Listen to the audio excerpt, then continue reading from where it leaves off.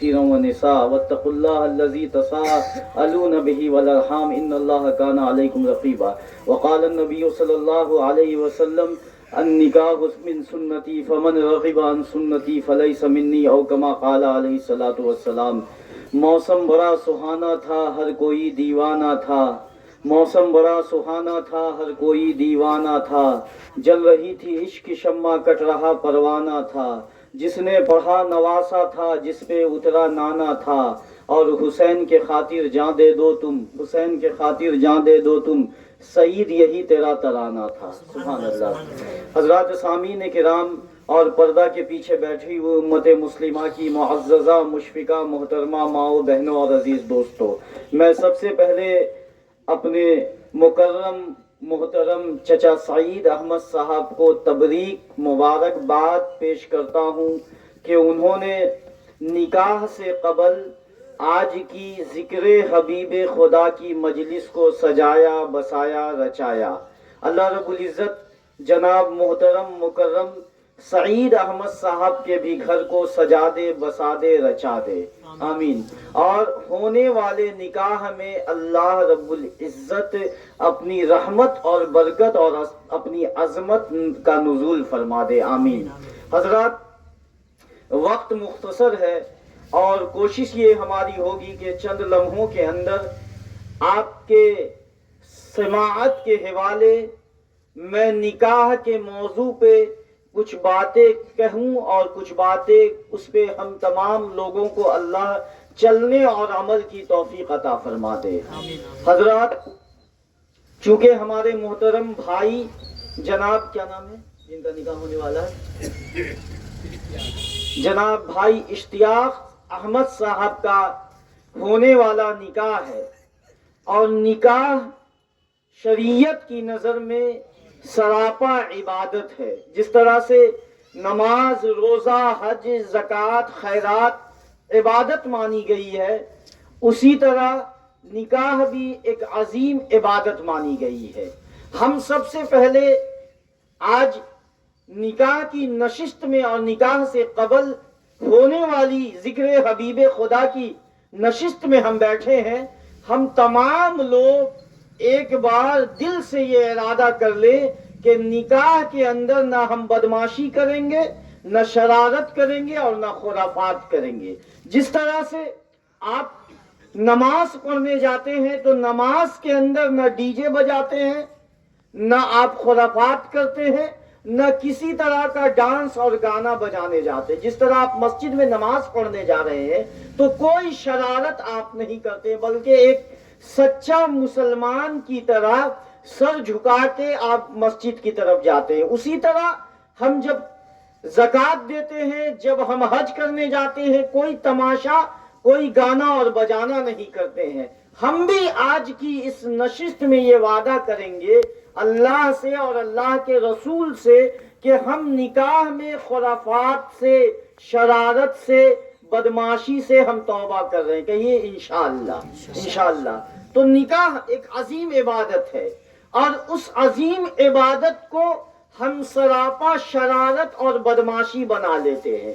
اللہ کے رسول صلی اللہ علیہ وسلم نے شریعت میں اس کا اتنا زیادہ اہمیت دی ہے کہ آپ کو میں بتاتا چلوں کہ 1,24,000 کم و بیشتر انبیاء علیہ الصلوۃ والسلام نے نکاح کیا، 1,24,000 انبیاء علیہ الصلوۃ والسلام نے، اور تمام انبیاءوں کا یہ مشترکہ مشن اور ٹارگٹ رہا ہے، اور ہر نبی نے اس کو کرنے کے لیے امت کو اور اپنی نسلوں کو بتایا ہے۔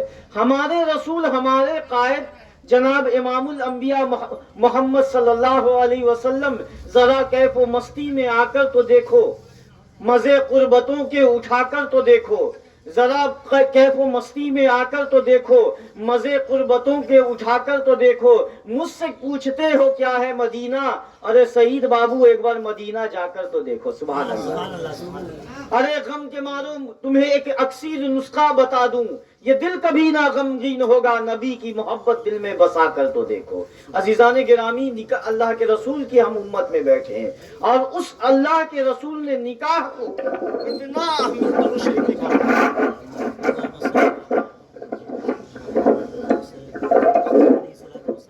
اللہ کے رسول صلی اللہ علیہ وسلم نے اس نکاح کو اتنی اہمیت دی ہے کہ اللہ کے رسول صلی اللہ علیہ وسلم نے بتایا کہ جس نے نان و نفقہ اور سکنا، روٹی کپڑا اور مکان رکھنے کے باوجود نکاح جس نے نہیں کیا وہ ہمارا نہیں، ہم اس کے نہیں۔ اللہ کے رسول نے اتنی اہمیت دی ہے۔ نکاح کے اندر چند باتوں کا ہمیں آپ کو جاننا بھی ضروری ہے اور اگلی نسلوں تک پہنچانا بھی ضروری ہے۔ ہم جناب محترم سعید چچا احمد صاحب کے گھر میں موجود ہے اور مجھے بہت اچھی بات سعید احمد صاحب نے بتائی اور میں ان کا احترام کرتا ہوں۔ یہ ہمارے گارجین ہیں الحمدللہ۔ 9 سال 10 سال سے ہمارا ان کے بچوں کا ماشاءاللہ ایک محبت سے رابطہ رہا ہے۔ تو سعید چچا نے بڑی اچھی ہمیں خوشخبری یہ دی ہے کہ نکاح میں ایک دم شارٹ معاملہ کریں۔ سبحان اللہ، یہ بہت اچھا کام انہوں نے کیا۔ کوئی باراتی، کوئی لوازمات کو انہوں نے نہیں طے کیا، اور میرے خیال سے ڈی جے کا بھی انتظام نہیں ہوگا۔ الحمدللہ الحمدللہ، یہ بڑی اچھی بات مجھے لگی۔ ورنہ عموماً ایک مسلمان چاہتا ہے اچھائی کرنا لیکن سماج سے وہ مجبور ہو جاتا ہے۔ میں نے بہت جگہ ایسے حالات دیکھے ہیں کہ گارجین چاہ رہا ہے نکاح بالکل شارٹ میں اور سنت طریقے کی ہو، گھر کی عورتیں کیا کہتی ہیں، لگتا ہے میت ہو رہا ہے، نعوذ باللہ، یہ جملہ ہو جاتا ہے۔ تو مجھے بڑی اچھی بات لگی کہ کوئی زیادہ لوازمات اور خرافات کو چھوڑ کے بالکل جو شریعت نے حکم دیا ہے کہ نکاح کو بالکل شارٹ کیا جائے، اور یہی پیغام اللہ کے رسول کی سنت ملتی ہے۔ اور اللہ کے رسول نے ہمیں بتایا کہ نکاح کے اندر عموماً مسلمان بہک جاتا ہے۔ 2 راستہ انسانیت کے پاس ایسا ہے کہ انسان کو بہکنے کا ٹائم ہو جاتا ہے۔ بہت زیادہ خوشی میں انسان بے قابو ہو جاتا ہے اور شریعت کو اور پورے سماج کو اور اللہ کے رسول کے پیغام کو ہم پیچھے چھوڑ دیتے ہیں۔ اللہ کے رسول صلی اللہ علیہ وسلم نے جو ہمیں نکاح کے سلسلے میں بتایا، وہ نکاح کے سلسلے میں ہم پیغام کو بھول جاتے ہیں۔ واقعہ لکھا ہے، آپ کو تعجب ہوگا، ایک واقعہ لکھا گیا ہے کہ نکاح کے اندر جو حالات حاضرہ میں جتنا ہم نے خرافات کیا اور سنت کو بے شمار ہم ذبح کر دیتے ہیں۔ واقعہ لکھا ہے کہ ایک خاندان کا نکاح تھا اور اتنا زیادہ رسم کا شروع ہو گیا کہ ہلدی کی رسم، مہندی کی رسم، پان کھلائی، دودھ پلائی، اتنا زیادہ رسم کو شروع کیا گیا کہ پورے کے پورے لوگوں نے نکاح کرنا ہی بھول گیا۔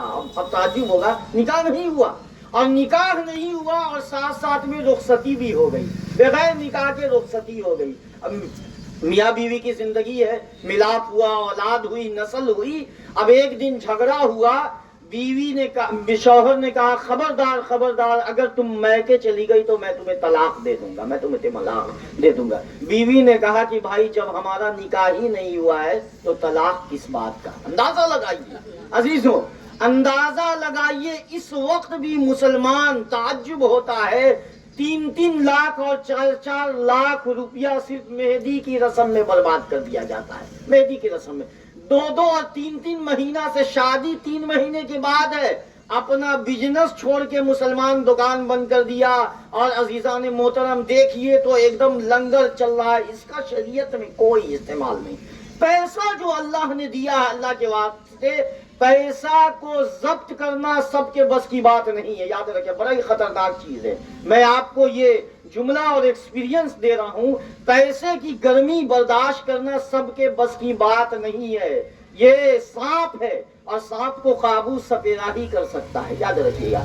پیسہ آنے کے بعد مسلمانوں کے یہاں جو ہمارا اور آپ کا جو خرافات بڑھتا ہے، 5 لاکھ روپیہ۔ حاجی صاحب تعجب ہوگا، پھلواری شریف کی بیٹیوں کے پاس آج دوپٹہ نہیں ہے اور مسلمان 5 لاکھ مہندی کی رسم میں، ہلدی کی رسم میں اور عزیزان گرامی دودھ پلائی، پان کھلائی میں برباد کر رہا ہے۔ یہ ہماری کھوپڑی خراب ہو گئی کہیں نہ کہیں۔ اللہ کے رسول نے جو ہمیں پیغام دیا ہے، ہمیں بتایا ہے، اور اللہ کے رسول نے نکاح کے سلسلے میں کیا پیغام دیا ہے، تو پہلا پیغام یہی دیا ہے کہ نکاح کو سادگی کے ساتھ اور خرافات جس میں کم ہو اسی کے ساتھ آپ نکاح کو اندازہ کیجئے اور نکاح کو ادا کیا کیجئے۔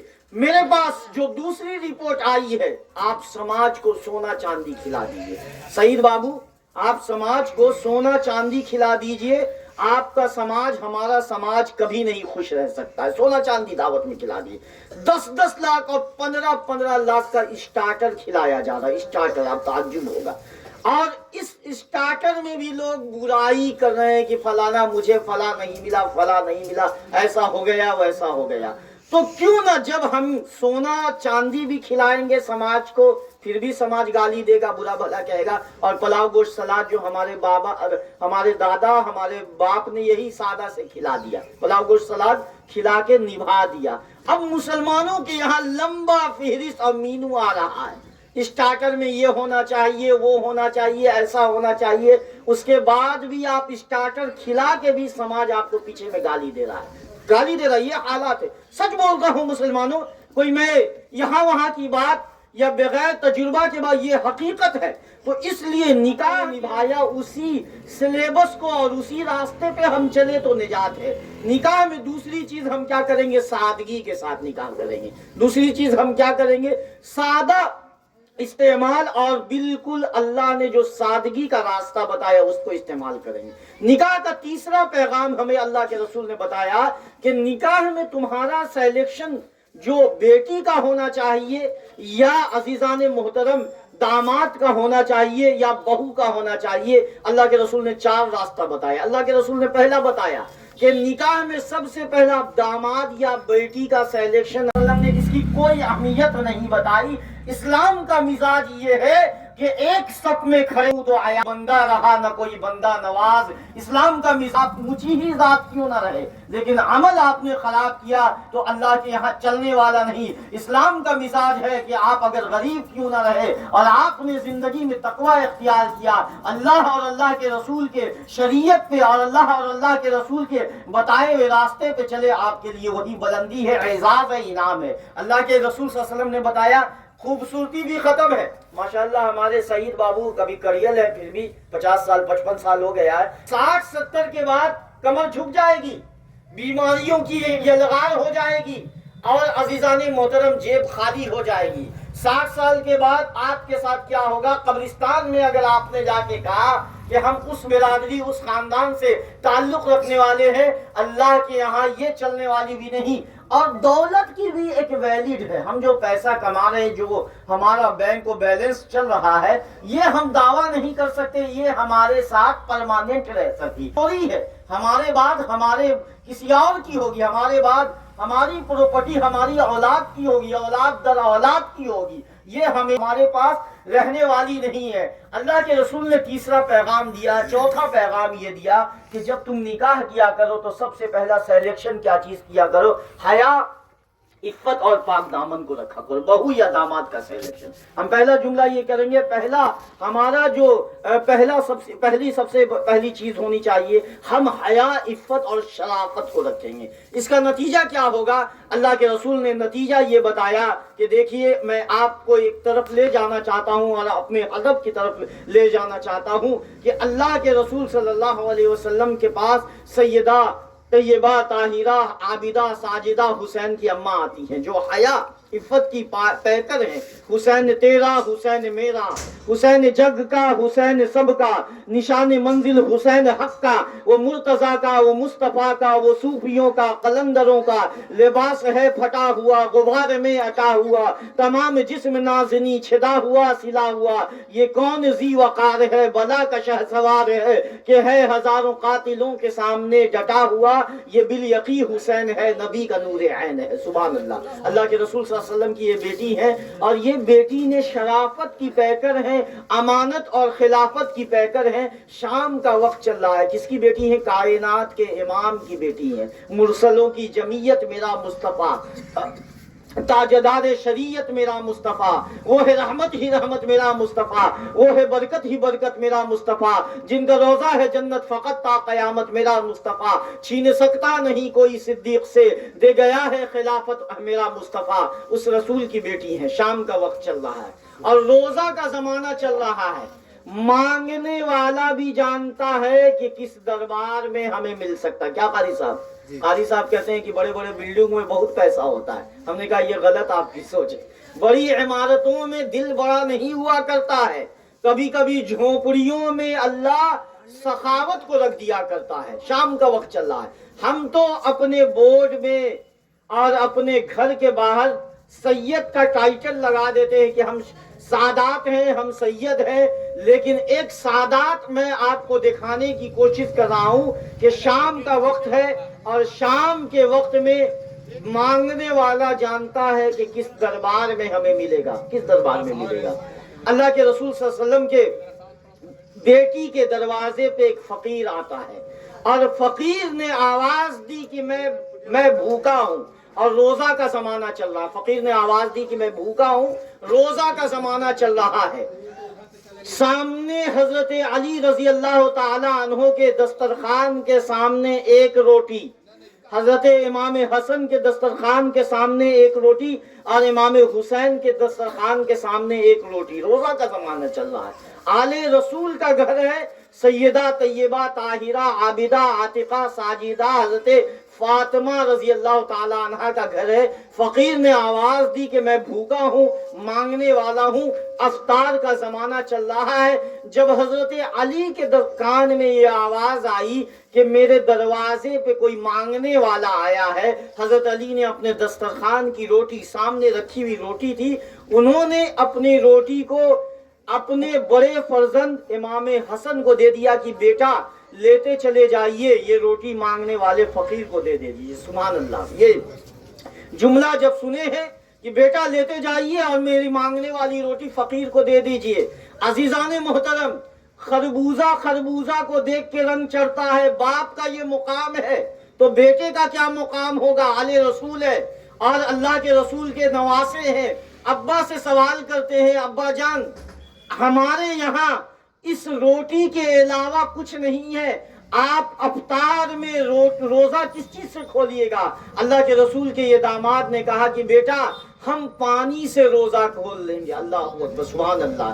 ہم نے اپنے قائد، اپنے امام، اپنے رسول سے یہی سیکھا ہے کہ کوئی دروازے پہ آئے تو دھکا مت دو، دروازے پہ آئے تو دھکا مت دو۔ جیسے قاری صاحب سنتے ہیں نا، مولانا صاحب چندہ تو آپ لوگ کا دھندا بن گیا، یہ دھکا دیا جاتا ہے۔ اللہ قرآن کہتا ہے وَأَمَّا السَّائِلَ فَلَا تَنْهَرْ، دروازے پہ کوئی آ جائے اللہ کے واسطے دھکا مت دیجئے، اور اگر آپ جان رہے ہیں کہ یہ 420 ہے، پھر بھی انسانی تقاضے اسلام نے اتنا احترام کیا ہے، اتنی عزت دی ایک انسان کی کہ اگر آپ کے دروازے پہ آ جائے تو کس روپ میں کون چلائے کوئی نہیں کہہ سکتا، کوئی نہیں۔ اور یہ واقعات ہمیں ملتا ہے، بنی اسرائیل کا واقعہ ملتا ہے کہ تین لوگوں نے اللہ سے گزارش کی، اللہ کے رسول کی زبانی یہ واقعہ ہے، ایک اندھا تھا، ایک کوڑھ کے مرض میں مبتلا تھا اور تیسرا جس کے سر پہ بال گنجا نہیں تھا۔ اس تینوں کو اللہ نے آزمایا۔ اللہ نے کیسے آزمایا؟ فرشتے کو بھیجا۔ اور یہ واقعہ اللہ کے رسول کی زبانی چل رہا، اللہ کے رسول نے صحابہ سے ذکر کیا بنی اسرائیل کے لوگوں کا یہ تین واقعہ، ایک اندھا تھا، ایک کوڑھ کے مرض میں مبتلا تھا اور تیسرا کون سا شخص تھا؟ تیسرا جس کے بال میں سر میں بال نہیں، گنجا تھا۔ جب فرشتے جاتے ہیں اور ایک فقیر کے روپ میں جاتے ہیں، فرشتے کس روپ میں جاتے ہیں؟ فقیر کے روپ میں۔ کہتا ہے سب سے پہلے کوڑھ کے مرض میں جو مبتلا تھا اس کے پاس جاتے ہیں کہ بھائی کیا خیریت ہے؟ کہا کہ کوئی خیریت نہیں، کوڑھ کے مرض میں مبتلا ہوں، ہر وقت لوگ ہم سے گھن محسوس کرتے ہیں۔ فرشتے نے کہا، فقیر نے کہا کیا تم چاہتے ہو؟ کہا کہ اللہ میرے صحت دے دے اور میرا کوڑھ کا مرض ختم ہو جائے۔ فرشتے نے اپنے رحمت والے ہاتھ کو اس کے بدن پہ پھیرا، اللہ نے اس کی بیماری کو شفاؤں میں بدل دیا، ختم ہو گئی اس کی بیماری۔ دوسرا جس کے پاس سر میں بال نہیں تھا، گنجا کے پاس جاتے ہیں فرشتے، کیا خیریت ہے؟ کہا مت پوچھو میرے بھائی، سماج نے دھکا مار دیا ہے، معاشرے نے، سوسائٹی نے ہر وقت مرض میں مبتلا ہوں اور سر کو کھجانا پڑتا ہے۔ فرشتے نے کہا کیا چاہتے ہو؟ کہا کہ اللہ نے اگر ہمیں صحت دے دی تو اللہ کا خوب شکریہ ادا کروں گا، اللہ کی نعمتوں کا خوب شکریہ ادا کروں گا، نماز پڑھوں گا اور اللہ کے سامنے سجدہ کروں گا۔ فرشتے نے ہاتھ مارا، اس کے بھی مرض کو ختم کر دیا۔ اور تیسرے جو شخص کے پاس اندھا کے پاس جاتے ہیں، اندھا سے کہتے ہیں کیا چاہیے؟ کہا کہ دنیا میرے لیے اندھیری ہے، کچھ نظر نہیں آتا، اللہ میری آنکھ کی بینائی دے دے۔ اللہ سے میں وعدہ کرتا ہوں کہ اللہ کے نعمت کا شکر ادا کروں گا اور اللہ کی عدالت میں اور اللہ کے دربار میں میں سجدہ کروں گا۔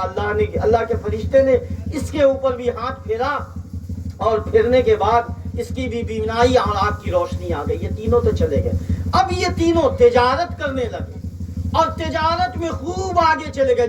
اس وقت کا مسلمان جب تجارت میں فلاپ ہو جائے گا تو کہے گا کہ اللہ کی آزمائش ہے، اور تجارت میں برکت ہوگا تو کہے گا کہ میرا ٹیلنٹ ہے، میری محنت ہے۔ یہ دیکھیے مسلمان جب نقصان ہوا تو یعنی کہ جتنا نقصان اللہ کرواتا ہے اور جتنی برکت اور جتنی ترقی ہے اپنے ٹیلنٹ سے میں کر رہا ہوں۔ یہ حالات ہمارے بھی ہے، آپ کے بھی ہے۔ غریب تھا، اللہ رب العزت نے نعمتوں کا انبار دے دیا، اور جب جائیے اس سے کہنے تو کہتا ہے دن رات محنت کرنا پڑتا ہے۔ اگر محنت سے امیر ہو جائے تو سب سے زیادہ محنتی کون ہوتا ہے؟ مزدور ہوتا ہے۔ یاد رکھیے گا، آپ کا مقدر ہے، اللہ نے رزق جو دیا ہے آپ کے تھالی میں اور آپ کے اکاؤنٹ میں جو پیسہ دیا ہے یہ اللہ کی تقسیم ہے۔ یہ ہم نہیں کہہ سکتے کہ ہمارا مقدر ہے، ورنہ میں نے دیکھا ہے جس کے پاس کھوپڑی نہیں اللہ نے کروڑوں کی کھربوں کی سمپتی بنا دیا، جس کے پاس دماغ نہیں اللہ نے کروڑوں اور کھربوں روپیہ دے دیا۔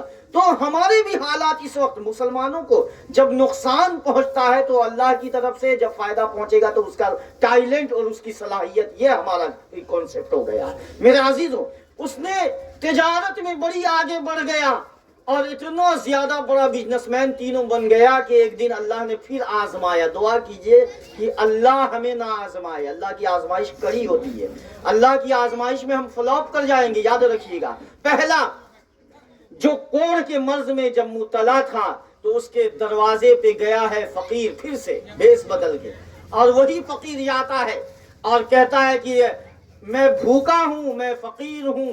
وہ تاجر بڑا بزنس مین اور آگے اس نے ایکسپورٹ کرنا امپورٹ کرنا مال کو شروع کیا دنیا کے تمام ملکوں میں، اور کچھ سالوں پہلے وہ کوڑ کے مرض میں مبتلا تھا۔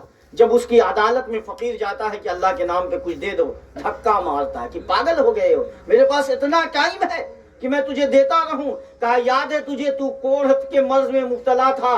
کہا کہ میں اب دیکھیے نظریہ دیکھیے اس کا کہ میں تو خاندانی، میرے ابا بھی خوبصورت، میری اماں بھی خوبصورت اور میں بڑا خوبصورت تھا، یہ سب کچھ نہیں کہ میں کوڑ کے پرانا ماضی کو اس نے بھول گیا، کل جو تھا وہ اس نے بھول دیا اور کہا کہ میں خاندانی خوبصورت تھا۔ فرشتے نے کہا یہ مال و دولت اللہ نے دی ہے؟ وہ کہا نا یہ میرا ٹیلنٹ تھا، میرے ابا بھی نواب، میری اماں بھی نواب، میرے دادا پردادا سب کے سب بادشاہ ہوا کرتے تھے۔ فقیر نے کہا کہ اگر تو سچ بول رہا ہے تو اللہ تجھ کو اس میں اضافہ دے، اور اگر تو جھوٹ بول رہا ہے تو اللہ تجھے ہلاک و برباد کر دے۔ یہاں فقیر گیا ہے، اور فقیر گھر جانے کے بعد منٹوں میں لمحوں میں اللہ نے تجارت کو غرق کر دیا، نیست و نابود، اور اسی حال میں کوڑ کے مرض میں مبتلا ہو گیا۔ رونے لگا کہاں گیا وہ فقیر بوڑھا، کہاں گیا وہ ملنے والا کہاں، وہ تو اللہ کا فرشتہ تھا۔ اسی طرح دوسرا جاتا ہے اور اس گنجے کے پاس کہتا ہے کہ میں فقیر ہوں، اللہ کے واسطے بھوکا ہوں، کچھ دیجئے۔ اس نے وہی جملہ کہا کہ پاگل ہو گئے ہو، جاؤ ابھی تم لوگوں کا تو کام ہے صبح سے لے کے شام تک مانگنا کھانا، جاؤ۔ کہا کہ یاد ہے تجھے تو گنجے کے مرض میں مبتلا تھا؟ کہا کہ نہ میں بھی خاندانی رئیس تھا، خاندانی خوبصورت تھا۔ اس فقیر نے اسے بھی بد دعا دے دی، اگر تو جھوٹ بول رہا ہے تو اللہ ہلاک کر دے۔ اس کا بھی تجارت بزنس سب کا سب ٹھپ ہو گیا اور اللہ نے اس کی صحت کو چھین لیا۔ اب تیسرا، جب وہ اندھے کے پاس جاتا ہے، وہ بھی بڑا عظیم تاجر بن گیا تھا، تجارت میں غرق تھا۔ جب اس کو کانوں میں اس کے دروازے پہ فقیر جاتا ہے کہ اللہ کے نام پہ دے دے۔ مسلمان ایمان والا یہی ہوتا ہے نا، جب اللہ کا نام سنتا ہے تو اس کی کیفیت بدل جایا کرتی ہے۔ فقیر نے کہا اللہ کے نام پہ دے دے، وہ اندھا پورے کے تجارت کو اور پورے کے پورے حساب کو، کتاب کو، اپنے مینیجروں کو کہا رک جاؤ، اللہ کے واسطے رک جاؤ، کوئی فقیر آیا ہے، پہلے میں اس کی حاجت کو پوری کر کے آتا ہوں۔ اس نے پیسے دیا اور اس نے کچھ دیا، اور دینے کے بعد کہا کہ فقیر نے کہا کہ نہ میرے بھائی، یہ مجھے اس کی ضرورت نہیں ہے، یاد ہے تجھے ایک وقت میں تو اندھا تھا، میں نے ٹھیک کیا تجھے، کہا ہاں مجھے یاد ہے، اسی کا شکر ہے، اور اللہ نے وہی نعمت دی ہے جس کی وجہ سے آج تک میرے دروازے پہ جتنے لوگ آتے ہیں خالی نہیں جا سکتے، سبحان اللہ۔ اور اللہ نے اس کے مال میں بے شمار اضافہ کیا، وہ فرشتہ اللہ کا دعائیں دیتا ہوا چلا گیا۔ تو میرے عزیزوں، میں کہہ رہا تھا کہ جانتا ہے مانگنے والا کس دربار سے مل سکتا ہے۔ حضرت حسن نے کہا کہ ابا جان، اگر اس روٹی کے علاوہ ہمارے یہاں کچھ نہیں کھانے کے لیے، آپ کھائیے گا کیا؟ کہا کہ جائیے میں پانی سے روزہ کھول لوں گا، اس لیے کہ میرے رسول نے یہی ہمیں تربیت دی ہے، یہی بتایا ہے۔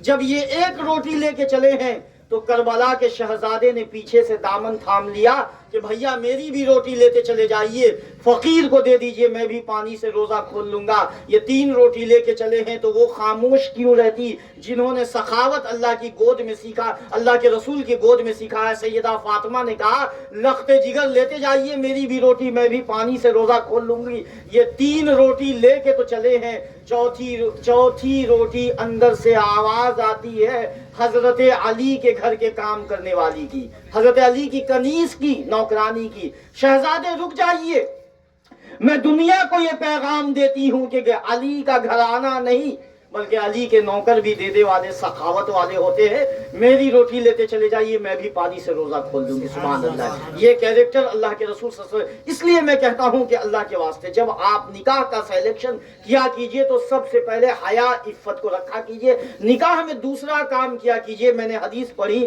من تشبہ بقوم فہو منہم، جو جس کی نقل کرے گا وہ انہی میں کہلائے گا۔ نکاح میں ہم دوسری خرافات کیا کرتے ہیں کہ ہم سنت کو ذبح کریں، کھانے کے اندر 14 سنت ہے، یاد رکھیے گا 14 سنت ہے، اس 14 سنت کو ہم ذبح کر دیں۔ مسلمان کہہ رہا ہے یوگی نے، مودی نے برباد کر دیا، ہم نے اپنے آئیڈینٹی کو اپنے ہاتھوں سے ذبح کر دیا، غلط بات ہے۔ دشمن کا کام ہے، سانپ کا کام ہے ڈسنا۔ ہم نے اپنی مسلمانوں کس کے دسترخوان پہ، آج مسلمانوں کا فقیر کا دسترخوان ہو یا امیر کا، حاجی کا، نمازی کا، قاضی کا، مولانا صاحب، پیر صاحب، مفتی صاحب، سب کے دسترخوان کو آج اٹھا کے دیکھیے۔ میں سچ کہتا ہوں مسلمانوں، پلیٹ لے کے ہم دوڑا دوڑی کریں، یہ سنت ہے، یہ جانوروں کا طریقہ ہے۔ آپ کے گھر کا بیل، آپ کے گھر کا خصی کھڑے ہو کے کھائے گا اور کھڑے ہو کے پیشاب کرے گا۔ اللہ کے رسول کی حدیث ہے من تشبہ بقوم، جو جس کی نقل کرے گا۔ آپ ویسٹرن کلچر کی، یورپین کلچر کی آپ نقل کر رہے ہیں، کل قیامت کے دن ہمارا حشر بھی انہی کے ساتھ ہوگا۔ اللہ کے رسول صلی اللہ علیہ وسلم نے ارشاد فرمایا کہ کھانا اور پیشاب اور پانی پینا کیسے ہم کرتے ہیں؟ بیٹھ کے۔ یہ اللہ کے رسول کی سنت ہے۔ ہم دوسری چیز نکاح کے اندر اللہ کے واسطے پلیٹ لے کے دوڑا دوڑی نہ کریں، بلکہ ایک مسلمان کا طریقہ۔ آج پنجابیوں نے اپنے آئیڈینٹی کو نہیں چھوڑا، ہزاروں ہزار کا لنگر چلتا ہے، بیٹھ کے عزت و آبرو کے ساتھ دسترخوان بچھا کے اور سر پہ کپڑا اور ٹوپی اور دستار رکھ کے، یہ عزت کے ساتھ۔ تبھی تو دنیا کے جس کونے میں رہیں اپنے کڑا کو، اپنے پگڑی کو، اپنی داڑھی کو نہیں چھوڑتے۔ مسلمانوں 2 پیسہ ہمارے پاس آ جاتا ہے، سب سے پہلے ہم اپنی آئیڈینٹی کو ذبح کرتے ہیں، اپنی شناخت کو، اپنی پہچان کو ذبح کرتے ہیں۔ ہمارا دسترخوان چھین لیا گیا، دسترخوان بچھانا سنت، بیٹھ کے کھانا سنت، ہاتھ دھونا سنت۔ عزیزان محترم، اللہ کے رسول صلی اللہ علیہ وسلم نے ان پیغاموں کو دیا ہے۔ کیا ہماری شادی میں، کیا ہمارے نکاح میں، کیا ہمارے ولیمے میں اس سنت کو آزمایا جاتا؟ ہرگز نہیں۔ بالکل چند لوگ بچ گئے ہیں جو اس سنت کو آزماتے، ورنہ ہر مسلمان کوا چل رہا ہنس کی چال۔ اپنی چال ہم نے بھول دیا، ہمارا کیا شناخت تھی، ہماری کیا آئیڈینٹی تھی، ہم نے بھول دیا۔ نکاح کے اندر دوسرا کام، جب بھی آپ کھانے کا مسئلہ رکھیے تو اللہ کے واسطے دسترخوان بچھا کے بیٹھ کے عزت و آبرو کے ساتھ کھلائیے۔ لوازمات کو اللہ کے واسطے، میں نے کہا نا کہ اللہ کے واسطے اس پھلواری میں، اس پھلواری شریف جو ہمیں اللہ نے نعمت کے طور پہ یہ زمین دی ہے، مانتے ہیں یا نہ مانتے ہیں؟ یہ نعمت کے طور پہ یہ زمین اللہ نے ہمیں دی ہے، جہاں آذان کی صدائیں، مدارس کی صدائیں، آپ کو یاد رکھیے گا کہ یہاں پہ آپ مدارس کے بچے کو، ٹوپی والے کو ہر قدم پہ دیکھیے گا، اللہ نے ہمیں یہ نعمت کے طور پہ، انعام کے طور پہ اس زمین کو دیا ہے۔ اس زمین کی اللہ کے واسطے اہمیت اور عزت کرے۔ مسلمانوں، دوسرا ہم آپ سے کہتے ہیں کہ اللہ کے واسطے اگر آپ کو اللہ نے پیسہ دیا ہے تو آپ سب سے پہلا دوسرا کام یہ کیجئے کہ اس پھلواری کی زمین کے اندر بہت ساری بیٹیوں کے پاس دوپٹہ کے بغیر، اس جاڑے کے اندر کمبل کے بغیر بیٹیاں مر رہی ہیں، دواؤں کے بغیر۔ آپ کو تعجب ہوگا، سعید بابو ادھر توجہ فرما دیجئے کہ دواؤں کے بغیر مسلمانوں کی بیٹیاں رگڑ رگڑ کے مر جا رہی ہیں، اور مسلمان 5-5 لاکھ اسٹارٹر کھلا دے رہا۔ اللہ اکبر۔ بلی، آپ کو تعجب ہوگا، دوسرا میں آپ کو ایکسپیرینس دے رہا ہوں کہ مسلمانوں نے 35 ہزار روپیہ بلی اور کتا میں لگا دیا۔ اب دیکھیے قاری صاحب، آپ کی تنخواہ یہ 10,000 روپیہ کما، 35,000، اور ماشاءاللہ قاری صاحب کبھی کبھی گاڑی میں مسلمان بلی کو گھماتا ہے تو قاری صاحب بولتے کاش میں بلی ہوتا، کم سے کم 4 ویلر گاڑی میں گھومتا رہتا۔ تو یہ تعجب ہوگا، اسکارپیو میں، مرسیڈیز میں مسلمان بلی اور کتا کو گھما رہا ہے 35 اور 40 ہزار۔ یہ کوئی ادھر ادھر کی بات نہیں، 35 اور 40 ہزار روپیہ کتا اور بلی میں لگا دے رہا۔ آپ سوچئے، جس قوم کے اندر غریبی یہاں تک ہے، قرض کے بغیر بیٹیاں لون لے لے کے پریشان حال ہے، بیٹیوں کا گھر اجڑ گیا ہے، مانگ کے سندور اجڑ چکا ہے۔ مسلمانوں، اگر کان میں ہماری آواز نہیں جا رہی ہے تو ہماری بے حسی بہت زیادہ بڑھ گئی ہے، اور تاریخ، ہسٹری کبھی ہمیں معاف نہیں کر سکتی۔ اس لیے پیسہ ہے تو اللہ کے واسطے فضول خرچی شادیوں میں، بیاہوں میں مت کیا کیجیے۔ اللہ کے رسول نے جو سادگی بتائی، ہمارے دادا کے پاس 22 بیگھہ زمین تھی، دیکھیے جا کے، سعید بابو پرانے لوگ موجود ہیں، 25 اور 30 بیگھہ، 100 بیگھہ مالک ہوا کرتے تھے، لیکن یہ شادی بیاہ میں غلوں پہ بیٹھ کے غلوں کو تقسیم کیا کرتے تھے۔ لیکن آپ دیکھ لیجئے، ذرا سا ان کے اندر اہنکار، تکبر نہیں تھا، اور مس یوز، غلط استعمال پیسے کا نہیں کیا کرتے تھے۔ اب جائیے پرانے لوگوں کی تاریخ اٹھا کے دیکھیے، وہ ہم سے بہت زیادہ اچھے تھے، اور میرا عقیدہ کہتا ہے وہ لوگ ڈائریکٹ جنتی ہوا کرتے۔ 50 بیگھہ، 100 بھی۔ ہم جو بڑے ہمارے نوجوان جو آج پچھلے لوگ کو گالی دے رہے ہیں، یہ غلط کریں۔ ہم 1 پوا دال خرید کے کھا رہے ہیں، ہمارے اندر اتنا تکبر، اتنا اہنکار بڑھ گیا ہے۔ ہمارے دادا، ہمارے پردادا 22-50 بیگھہ کے مالک ہوا کرتے تھے، لیکن کوئی گھر بھوکا نہیں سوتا تھا۔ اللہ اکبر، یہ تاریخ تھی، تبھی تو اللہ نے دیا تھا، اللہ نے حکومت ان کے ہاتھوں میں دی تھی۔ آج جا کے دیکھیے، فیصلہ غیر لوگ آ کے ہمارے دادا کے پاس فیصلہ کروایا کرتے تھے، اور ان کے فیصلے پہ قائم و دائم رہا کرتے تھے۔ وہ تاریخ، وہ کل ہم بھول گئے ہیں۔ دوسری چیز، اللہ کے واسطے شادی کے اندر سنت کو اپنائیے، بیٹھ کے عزت و آبرو کے ساتھ، اور زیادہ خرافات، زیادہ لوازمات مت کیجیے۔ ہمارے جو پرانے لوگ تھے، پلاؤ گوشت سلاد کھلا کے نبھا دیا۔ ہم اتنی زیادہ فہرست لگا کے کیا کرتے ہیں؟ ہم نے کہا نا، سماج کو آپ سونا کھلا دیے۔ سماج ہم آپ کے کبھی نہیں ہو سکتے ہیں، یاد رکھیے گا۔ ہم جا کے پھر پیچھے میں برائی کریں گے، ارے صحیح صاحب بن گئے تو فلانا نہیں تھا، فلانا نہیں تھا، فوراً یہ ہمارا نظریہ۔ ہم ڈنک مارنے میں بہت زیادہ آگے رہیں گے، کس کو رسوا کرنا ہے، کس کو بے عزت کرنا ہے۔ اور ایک مسلمان کی آبرو بڑی عظیم چیز ہے۔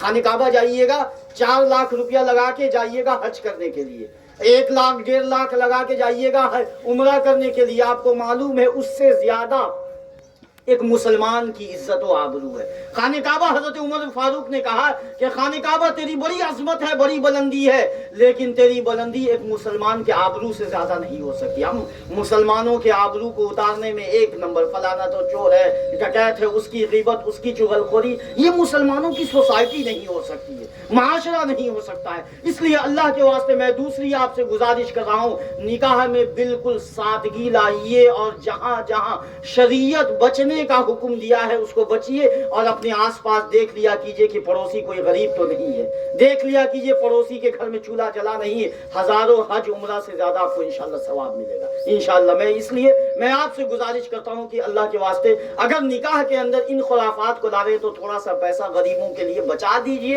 اور غریبوں کے آنسو کو پوچھ دیجئے، انشاءاللہ آپ کی دنیا اور آخرت بھی بلندی کی طرف چلی جائے گی، آپ کی دنیا اور آخرت میں بھی کامیابی ہوگی۔ میں دعا کرتا ہوں کہ جناب ہونے والے نکاح سعید بابو کے جو فرزند ارجمند ہیں ان کو میں پھر سے مبارکباد دیتا ہوں کہ بالکل سادگی کے ساتھ انہوں نے نکاح کو اپنایا اور سادگی کے ساتھ کرنے جا رہے۔ اللہ ہونے والے نکاح میں اپنی رحمت خاصہ نازل فرمائے، برکت نازل فرمائے۔ آنے والی اس گھر میں جو بہو ہے اللہ سماج کے لیے، معاشرے کے لیے اور پورے گھر کے لیے رحمت بتائے۔ اللہ سے دعا ہے کہ اللہ رب العزت ہم تمام لوگوں کے بیٹھنے کو سننے کو قبول فرمائے۔ کوئی ایسا جملہ میری زبان سے سخت نکلا ہو میں آپ سے معافی کا طلبگار ہوں۔ دور حیات آئے گا قاتل قضا کے بعد ہے ابتدا ہماری تیری انتہا کے بعد، قتل حسین اصل میں مرگ یزید ہے، اسلام زندہ ہوتا ہے ہر کربلا کے بعد۔ خدایا کچھ ایسا انتظام ہو جائے۔ سلام۔